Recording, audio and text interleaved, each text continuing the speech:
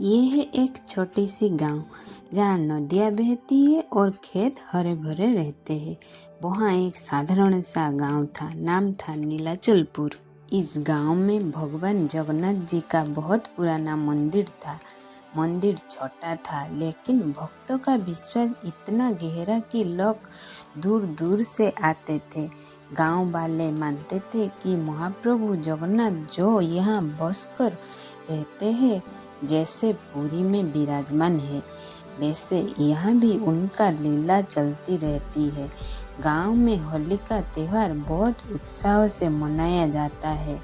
बच्चे, बूढ़े, जवान सब रंगे जाते हैं। लेकिन इस बार होली कुछ अलग थी। फाल्गुन मास की पूर्णिमा आने वाले थे। गांव वाले कई दिनों से तैयारी कर रहे थे और गुलाल इकट्ठा कर रहे थे, पिचकारी साफ कर रहे थे, ढोल नागड़े तैयारे थे। लेकिन सबसे ज्यादा उत्साह था गरीब किसान रामदास के बेटे छोटे से बच्चे गोपाल के। गोपाल रोज मंदिर जाकर जगन्नाथ जी के पास बैठते था और उनसे बात भी करता था। हे जगन्नाथ जी, इस होली पर आप भी हमारे साथ खेलेंगे ना? पुरी में तो आपकी लीला चलती है, लेकिन यहाँ हमारे गांव में क्यों नहीं? बस एक बार हमारे साथ रंग खेल लीजिए। गोपाल रोज प्रार्थना करता था और मंदिर के सामने बैठकर रंगों की थाली रख देता। गांव के लोग हंसते थे और कहते थे, गोपाल, महाप्रभु तो पुरी में विराजमान है, वो इतने बड़े देवता है, वो कैसे एक छोटे गांव में आकर होली खेलेंगे? लेकिन गोपाल का विश्वास था। सबने लकड़ियाँ इकट्ठी की, आग जलाई और बुराई पर अच्छाई की जीत का जश्न मनाया। अगले दिन सुबह सुबह गांव का मैदान रंगों से भर गया। लोग इकट्ठे होकर राधे राधे जय जगन्नाथ चिल्ला रहे थे। बच्चे पिचकारियाँ लेकर दौड़ रहे थे, महिलाएं अबीर उड़ा रही थी। अचानक मौसम बदल गया। आसमान पर काले बादल छा गया। हल्की हल्की फुहार शुरू हो गई। लोग थोड़े परेशान हुए और बारिश हो गया तो होली कैसे मनाएंगे, सभी सोचने लगे।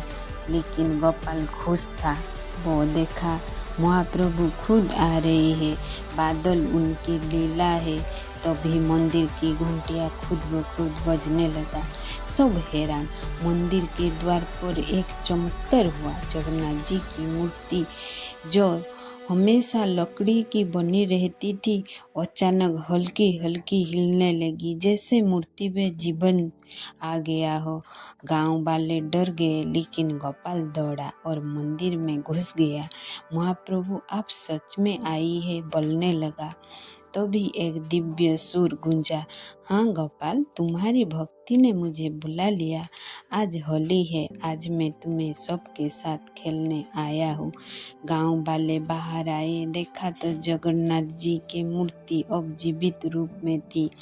बड़े बड़े नेत्र, मुस्कुराता हुआ होठ, माथे पर चंदन और तिलक, गले में माला और हाथों में अबीर की थाली।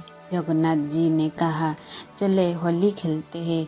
गांव वाले पहले तो स्तब्ध थे, फिर खुशी जी ने हंसते हुए गोपाल पर गुलाल उड़ाया। फिर बलभद्र जी ने पिचकारी चलाई, सुभद्रा जी ने फूलों की बरसात करी। पूरा गांव रंग में डूब गया। बच्चे जगन्नाथ जी के चारों ओर घूम रहे थे। बूढ़े लोग उनके चरणों में बैठकर रो रहे थे।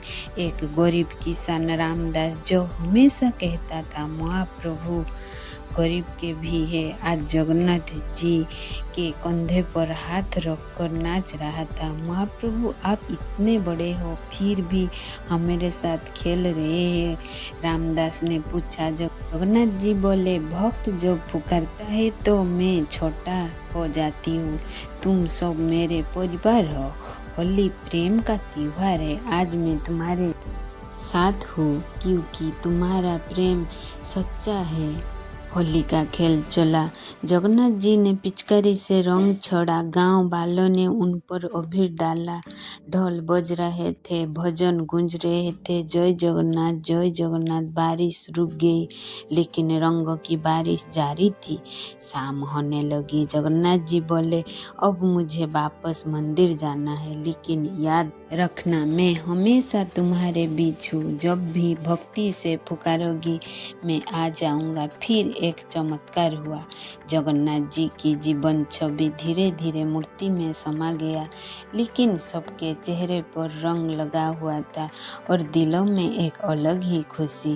गोपाल ने कहा, महाप्रभु वादा कीजिए हर साल होली पर्व हमारे साथ खेलेंगे। तब से उस गांव में होली की परंपरा बदल गई। हर साल फाल्गुन पूर्णिमा पर गांव वाले मंदिर में इकट्ठे होते हैं, अबीर लगाते हैं और मनाते हैं कि जगन्नाथ जी खुद आकर उनके साथ खेलते हैं। कोई देखे नहीं तो पता चलेगा नहीं, प्लीज होता है महाप्रभु बीच में है। होली के अगले दिन गांव में एक अलग ही माहौल था। रंग अबीर भी सबके चेहरे पर चिपक रहे थे। कपड़े रंग बिरंगे और हर कोई मुस्कुरा रहा था। लेकिन रामदास के घर में हलचल मच गई थी। रामदास की पत्नी लक्ष्मी बीमार पड़ गई थी। कई दिनों से उसे बुखार था, दवा से आराम नहीं मिल रहा था। डॉक्टर दूर के शहर में थे और गांव में सुविधा कम। गोपाल रोते हुए मंदिर गया। महाप्रभु कल आपने होली खेली, सबको खुशी दी। आज मेरी माँ बहुत बीमार है, जगन्नाथ जी को बताई। कृपा करे उनके ठीक कर दो। वो फिर से आपके साथ होली खेलेगी और मैं भी आपके साथ होली खेलूंगी। उन्हें कृपा करके ठीक कर दो। वो जगन्नाथ जी को बार बार यही बोलने लगी, हर करता हूँ, हर साल आपके साथ होली खेलूंगी। गोपाल ने मंदिर के सामने अबीर की थाली रखी जो कल की बची हुई थी और सिर झुकाकर बैठ गया। शाम ढल रही थी, गांव वाले इकट्ठे हो गए। सब जानते थे गोपाल की माँ की हालत। सभी प्रार्थना करने लगे उसकी माँ को ठीक करने के लिए। हे जगन्नाथ, हम सबको प्रभु हो, लक्ष्मी को स्वस्थ कर दो। हे जगन्नाथ, हम सबके प्रभु हो, आप लक्ष्मी को स्वस्थ कर दो। रात हुए अचानक मंदिर की घंटियां फिर बजने लगी। हल्की हल्की हवा चली और एक मधुर सुगंध फैल गई, जैसे चंदन और फूलों की। सब हैरान। गोपाल दौड़ा घर की ओर। देखा तो लक्ष्मी की आंखें खुल गई थी, बुखार उतर गई थी। वो उठकर बैठ गया और बोली, मुझे सपना आया, एक दिव्य पुरुष आए जिनके बड़े बड़े नेत्र थे, मुस्कान था। मेरी माथे पर चंदन लगाया और कहा, तुम्हारा बेटा गोपाल कल होली मेरे साथ खेला था। आज मैं तुम्हें आशीर्वाद दे रहा हूँ, उठो, स्वस्थ हो जाओ। रामदास और लक्ष्मी ने गोपाल को गले लगाया। बेटा, तेरे भक्ति ने महाप्रभु को फिर से बुला लिया। ये थी आज की स्टोरी। कृपया मेरी वीडियो को लाइक और शेयर कीजिए और ऐसे ही स्टोरी देखने के लिए मेरी चैनल को सब्सक्राइब कीजिए। कमेंट में लिखिए हैप्पी होली, जय जगन्नाथ।